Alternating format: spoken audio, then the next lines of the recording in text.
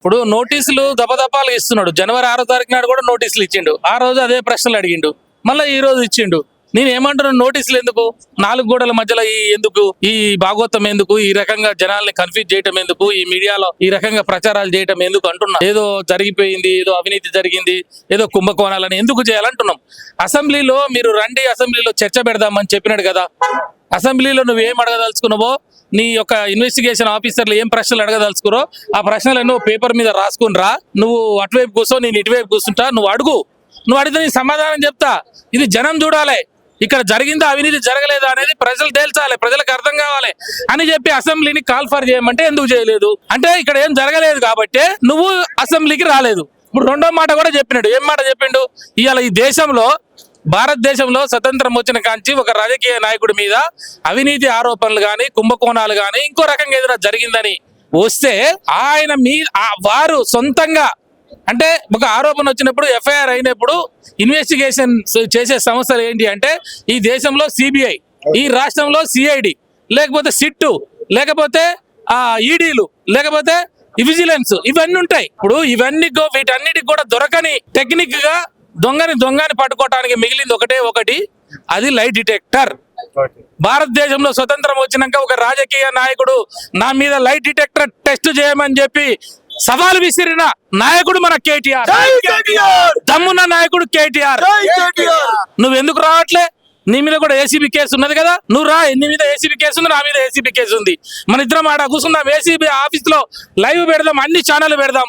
నీ ఆఫీసర్స్ ఎవరైతే ఉన్నారో ఇన్వెస్టిగేషన్ చేసే ఆఫీసర్లు వాళ్ళు కూర్చుంటారు. నీ కేసు గురించి నిన్ను అడుగుతారు, నా కేసు గురించి నన్ను అడుగుతారు. ఇక నువ్వు తప్పించుకోవడానికి లేదు, ఉన్నట్టు చెప్పాల్సిందే ఆడ ఆ ఇంజక్షన్ ఇచ్చినాక. కాబట్టి నువ్వు ఎందుకు భయపడుతున్నావు అంటే నువ్వు లై డిటెక్టర్ కు రావు, అసెంబ్లీలో చర్చ పెట్టావు అంటే ఇక్కడ ఏం జరగలేదు, జరిగిన దాన్ని ఏదో జరిగిందని చెప్పి ఈ రకంగా ప్రచారాలు చేస్తావు, వేధింపులకు గురి చేస్తావు, కక్ష సాధింపులకు గురి చేస్తావు. ఎన్ని రోజులు చేస్తావు అంటున్నా. ఇవాళ ఈ ప్రజలందరికీ అర్థమైంది. ఇవాళ మహిళలు తులం బంగారం ఇవ్వలేక ఇలాంటి కార్యక్రమాలు చేస్తున్నాడని అర్థమైంది. ఇవాళ రైతు బంధు, రైతు బీమా లాంటి ఇవ్వలేక ఇలాంటివి చేస్తున్నాడని అర్థమైంది. హాస్టల్లో మంచి భోజనం పెట్టలేక ఇవన్నీ చేస్తున్నాడని అర్థమైంది. బీసీలకు 42% రిజర్వేషన్ ఇవ్వలేక ఇవన్నీ చేస్తున్నాడని అర్థమైంది. కాబట్టి ఇలా తెలంగాణ సమాజం అంతా లేచి కూర్చున్నది. కాంగ్రెస్ నాయకులు ఎక్కడొచ్చినా కూడా చీరి చింత కట్టడానికి సిద్ధమయ్యారు. కాబట్టి నువ్వు ఈ ఏసీబీ కేసు అంటే ఎంత తెలుసా? ఏసీబీ కేసు అంటే ఒకడు లంచం అడగాలి, ఒకడు ఇవ్వాలి. అడిగితే వీరికి ఇబ్బంది కావాలి, వాడు పోయి కంప్లైంట్ ఇవ్వాలి ఏసీబీకి, అప్పుడు కదా ఎంటర్ అయ్యేది. మరి ఈ కేసులో కంప్లైంట్ ఎవడిచ్చిండు, ఎవరికి ఇచ్చిండు అంటే ఇక్కడ లంచం ఇచ్చినోడు లేడు, లంచం పుచ్చుకున్నోడు లేడు. కేటీఆర్ గారే చెప్పినారు కదా, నేను మంత్రిగా ఉండి ఆ రోజు వాళ్ళు వెనకపోతే ఇది లేదు హైదరాబాద్ బ్రాండ్ మీద దెబ్బతింటది, దీనివల్ల పెట్టుబడులు వెనకపోతాయి అని చెప్పి ఒక మంత్రిగా, ఒక ఉద్యమకారుడిగా, ఒక ఐటీలో అనుభవం ఉన్న నాయకుడిగా ఆయన చెప్పినాడు. చెప్తే ఆ డబ్బులు పంపినారు, బ్యాంకు నుంచే పోయినాయి, ఈ బ్యాంకు నుంచి ఆ బ్యాంకుకు పోయినాయి. వాస్తవం ఇవాళ కూడా 42 కోట్లు ఉన్నాయని చెప్తున్నారు, వాళ్ళు ముట్టినని చెప్తున్నారు. ఇక ఇంట్లో దొంగతనం ఏముంటామి, యాప చెట్టు కింద కూర్చున్న ఊర్లలో కూర్చున్న వాళ్ళు కూడా ఏం కేసు రా ఇది, ఫాల్త్ కేసు, ఇట్లాంటి కేసు పెట్టుకొని వీడు నవ్వుల పాలవుతున్నాడు, బొక్క బొర్ల పడుతున్నాడు, ఏం పనిలేదు అయినాకని చెప్పేసి ఊర్లలో ఉన్న సాధారణ గృహిణులు, మహిళలు, ఊర్లలో ఉన్న పెద్ద మనుషులు అందరూ కూడా నవ్వుతున్నారు ఈ కేసును చూసి. కాబట్టి ఈ కేసు మిగలదు. ఈ కేసే కాదు, ఈ 18 నెలల్లో 14 కేసులు పెట్టిండు ఆయన రమణ మీద. 14 కేసులలో 7 కేసులు మొత్తం కూడా ఇట్లా కొట్టేసింది హైకోర్టు.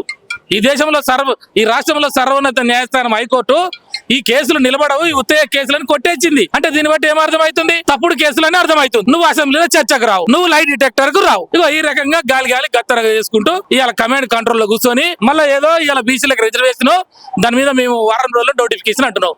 6 నెలల్లో నీ కులగణన చేస్తానడు తమ్మి, 42% రిజర్వేషన్లు ఇస్తాడు.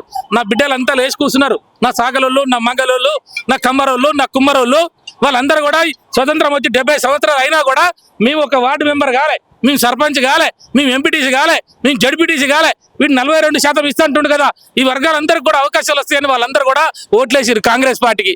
వాళ్ళు వేసిన పాపానికి ఈ రోజు నువ్వు ఆ ఎలక్షన్ లో మరి కులగణన చేస్తానని చెప్పి తక్కువ చేసి చూపించావు. మరి ఆ కులగణన సంగతి ఏమైంది? ఇక్కడ అసెంబ్లీలో తీర్మానం పెట్టినావు, ఢిల్లీకి పంపినావు, ఢిల్లీకి పోయింది. అది 2/3 మెజార్టీ ఉండాలి, అక్కడ భారతీయ జనతా పార్టీ ఉంది, అక్కడ ఎట్లా బిల్లు పాస్ అవుతుంది, దాన్ని వదిలేసినావు.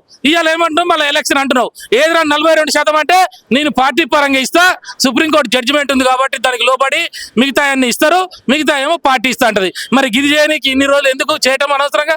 వీళ్ళందరినీ మోసం చేసినట్టే కదా, ఈ వర్గాలంతా ఆగమైపోయినట్టేగా.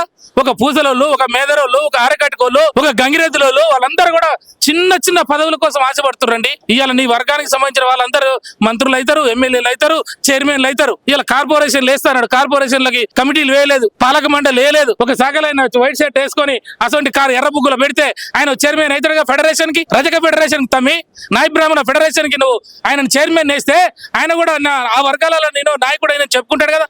అరే నీ పార్టీలో ఉన్న నాయకులకి అయ్యావయ్యా. కాంగ్రెస్ పార్టీలో జెండాలు పట్టుకొని తిరిగి 60 సంవత్సరాలు 70 సంవత్సరాలు తిరిగిన ఆ కులపోలకే ఇవ్వు. ఒడ్డర ఫెడరేషన్ ఉంది ఇవ్వు, మేదర ఫెడరేషన్ ఉంది ఇవ్వు, మహేంద్ర ఫెడరేషన్ ఉంది ఇవ్వు. ఎవరికి కూడా ఫెడరేషన్లకు ఇవ్వడు, డబ్బులు ఇవ్వడు, పదవులు ఇవ్వడు. ఆయనకు సంబంధించిన వాళ్ళకి మాత్రం ఆయనకు పదవులు ఎమ్మటే కావాలి, వాళ్ళ వర్గం వాళ్ళంతా కూడా పైకి రావాలి. మరి వీళ్ళందరూ ఆగమైపోవాలా? ఇవాళ నువ్వు ఇప్పుడు ఈయన మీటింగ్ పెడుతుండు, మాకు వచ్చింది మెసేజ్. కాబట్టి నేనేమంటున్నా, ఈ వర్గాల ప్రజలందరూ కూడా మోసపోయి గోసపడుతున్నారు. రేపు నువ్వు లోకల్ బాడీ పెడతావా, ఏ ఎలక్షన్ అయినా పెట్టని, ఈ వర్గాలందరూ కూడా లేచి కాంగ్రెస్ పార్టీని ఈ రోజు పాతాళ లోకానికి రాజకీయంగా పాతిపెట్టడానికి సిద్ధంగా ఉన్నారని చెప్పి తెలియజేస్తా ఉన్నాం.